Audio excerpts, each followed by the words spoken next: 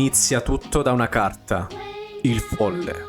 Nei tarocchi il folle è associato al numero 0, è la carta 0 o talvolta la 22esima, ma in verità non appartiene a nessun posto. È per l'appunto una forma di jolly. Da essa deriva il Jolly Joker. Ma chi è in realtà il folle dei tarocchi? Il folle è l'anima prima dell'incarnazione, pura, nuda, inconsapevole, ma originariamente divina. Cammina con una piccola sacca sulle spalle. È la memoria dell'origine spirituale e guarda verso il cielo, mentre ai piedi lo morde un cane, le forze istintive della natura. È l'immagine dell'io spirituale che scende nella materia senza sapere ancora chi è. Per questo allo 0 è il punto prima della manifestazione, il vuoto fertile da cui tutto nasce. Il folle quindi è la raffigurazione dell'uomo spirituale primordiale, creato a immagine della divinità.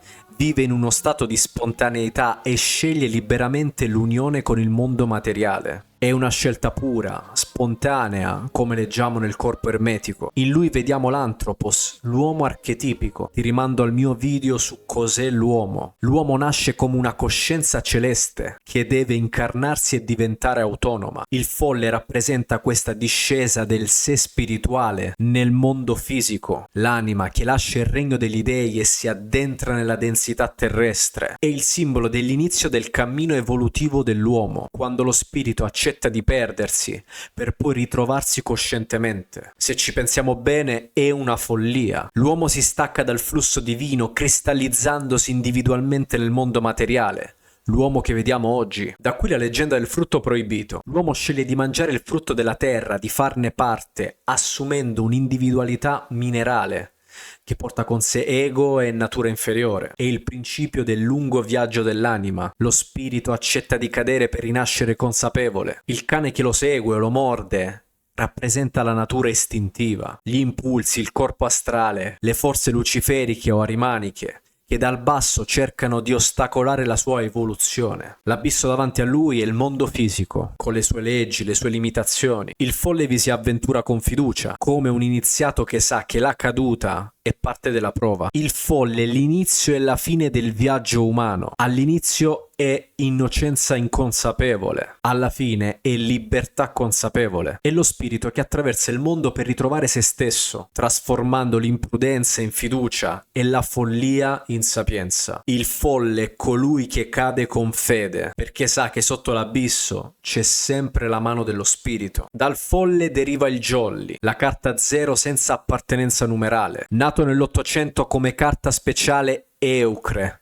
Era la trump card, la carta superiore a tutte le altre, destinata a rompere l'ordine gerarchico del mazzo. Il nome Joker deriva dalla deformazione di Joker, quindi dietro il gioco si nasconde un significato simbolico. Il jolly è la carta che sfugge alla legge. Nel mazzo ogni carta ha un posto ben preciso, semi, numeri, re, regine, gerarchie. Il jolly invece non appartiene a nulla, è l'elemento caotico ma creativo, l'outsider che può diventare nulla o tutto. In termini esoterici è l'energia dello spirito libero, non vincolata alla materia, capace di assumere qualsiasi forma, proprio come il folle nei tarocchi. A differenza del folle però, il Joker moderno ha perso questa memoria sacra. È diventato l'archetipo del trickster, del giullare che ride del mondo, lo manipola, ma non sa nemmeno più il perché. Quindi in senso alto il jolly è lo spirito libero, la volontà creativa. In senso basso è il caos, l'io smarrito nel gioco della materia. Sono due facce dello stesso archetipo. È qui che nasce il Joker. Il Joker è il riflesso del folle, colui che ha dimenticato la propria appartenenza sacra e si è smarrito nel mondo materiale,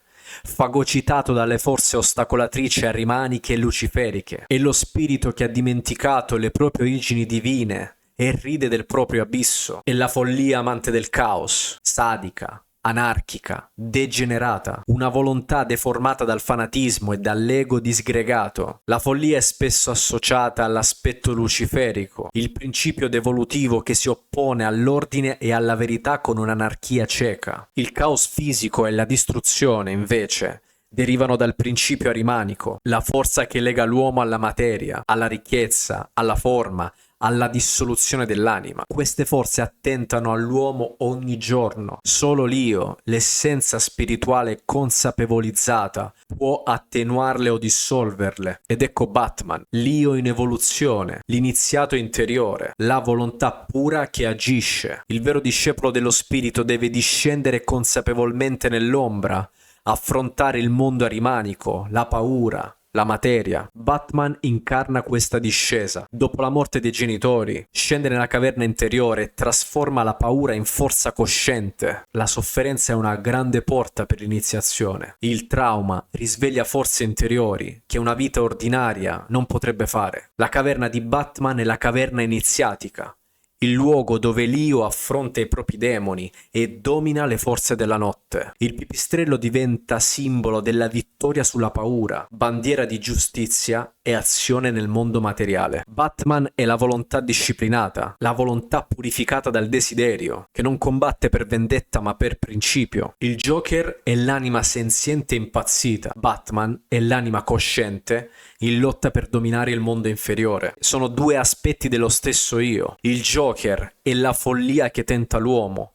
Batman è l'io che tenta di salvarsi dal proprio abisso. Possiamo vederlo nel film quando Batman dice: tu completi me. Rivela una verità esoterica. Il male non è esterno, ma è una parte di noi che rifiutiamo. Solo chi guarda in faccia il proprio Joker interiore non lo distrugge ma lo trasforma in consapevolezza. Può diventare libero. Se crediamo che cinema, arte, leggende, storie non abbiano significato, siamo già preda del caos. La storia dell'uomo pipistrello ci insegna a restare svegli anche in un mondo di ombre. Quando il caos avanza, il discepolo scende in campo per far avanzare la coscienza in un mondo che sembra averla perduta.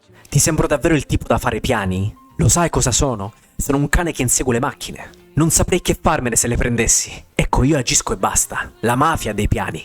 La polizia ha dei piani. Gordon ha dei piani. Loro sono degli opportunisti.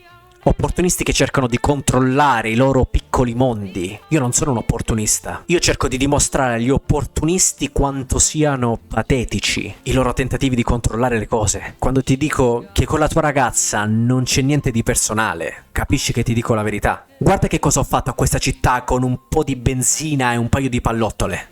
Ho notato che nessuno entra in panico quando le cose vanno secondo i piani, anche se i piani sono mostruosi. Se domani dico alla stampa che un camion pieno di soldati esploderà, nessuno va in panico, perché tutto fa parte del piano. Ma quando dico che un piccolo sindaco morirà, allora tutti perdono la testa. Se introduci un po' di anarchia, se stravolgi l'ordine prestabilito, tutto diventa improvvisamente caos. Sì, sono questo, Harvey. Sono un agente del caos.